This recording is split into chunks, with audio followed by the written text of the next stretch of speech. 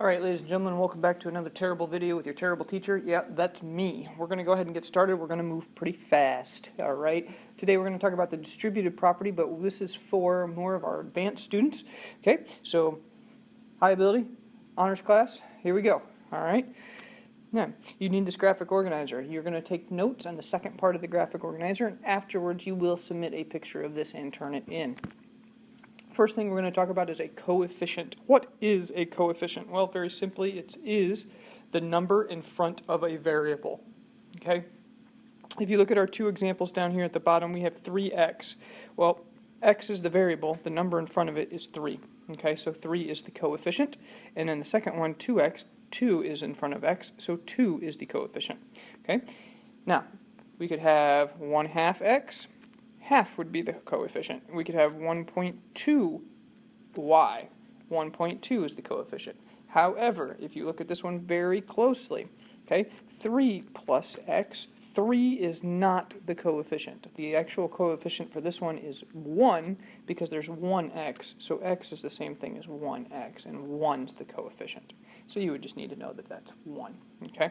In this particular case, we're also going to talk about like terms, okay? So what are like terms? Well, in an algebraic expression, like terms are those that have the same variable raised to the same power. Okay, same variable raised to the same power. And I'm going to show you a few of those just now.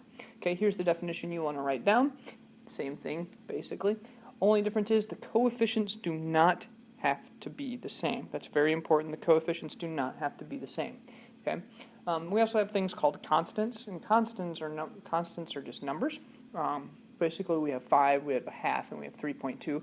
But those are also like terms because there's no variable attached to them, and there's no power attached to them. So because of that, those are actually like terms as well. We're going to show you some down at the bottom here. Okay, like terms. Here's 3 examples. If you look very closely at this one, we have 3x and 2x. Okay, we said the coefficients don't need to be the same, but they do need to have the same variable. Well, or the variable raised to the same power. These are the same variable. They're both 2x, so those are like terms. They could be combined. If you look at the next one with w and w over 7, those are the same variable. Once again, those are like terms. Here's the next one. We have 5 and 1.8. Those are both constants, which once again means that they are both like terms. Let's look at some that are not like. Okay, so here, for example, we have 5x squared and 2x. Now, okay, even though the x is the same variable, it has to be to the same power. Okay, and this one we have a power of 2. This one we don't have one, which actually means it's 1.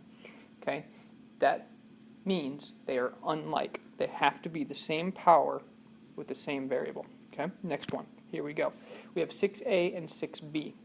Once again, different variables. A and b are different, so they're not like terms. And finally, 3.2 and n. Okay, one of those is a variable and one is a constant number.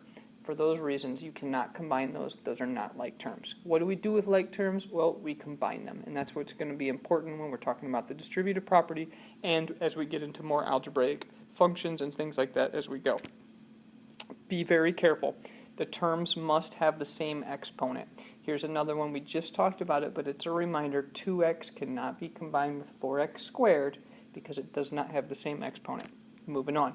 Here's some things we're going to do. We're going to identify the like terms in the list. Okay, so we're going to look for variables with like powers, or we could say this, same variable with the same power. Okay, in this particular case, we're going to start with 3t. Okay, and 3t could be merged with which one on our list? Well, that would be 7t. Okay, the next one we're going to look at is 5w squared. The like term for 5w squared is 4w squared. And the last one, 9v and 8v go together. Okay. Yeah, those are the like terms. This list, you guys can go ahead and do this list on your own. Pause the video for just a second. Try to find them. You can circle them, you can point to them, you can draw arrows. I don't really care. Just try to identify which ones are alike. You can even just do it in your head. Try it. Now, go. And hopefully you're done. Let's move on. Okay, the like terms for this should have been 2x and 8x, 4y cubed and 5y cubed, and 5z and 8z. Pretty easy. Not hard. Alright, now, we're going to combine like terms, and we're going to do the distributive property. So that's what you're going to do in this lesson. We're going to do that now. Okay, here we go. We're going to show you what happens. Alright, we're going to continue using the distributive property just like we did before in the last video. All right, and we know that because these have a number and it has a variable, and you can't merge those together. So what we're going to do is we're going to go do 6 times 5 plus 6 times n. So 6 times 5 is 30, plus 6 times n, which is 6n, and then we're going to subtract the 2n. Now, this 6 does not work for this part over here. It does not work for that part because it's not in parentheses, which means you don't multiply them together. It's just a thing at the end. All right, now that being said, now if you look at our expression, we have like terms. If you see very closely, 6n minus 2n, those are like terms. What is 6n minus 2n? Well, 6n minus 2n gives us 4n. So we have 30 plus 4n. Okay, and that's how we would have this. That's our answer. That is simplified. Okay, these are not the 4 examples you need to write down on your list. Those are the next 6. All right. Next one, same exact thing. We're going to take 3 times c plus 3 times 7. Remember, we used this plus sign. 3c plus 3 times 7 is 21. And then we have this down here that we're just going to bring down, which is minus c. We have like terms, once again, 3c minus c.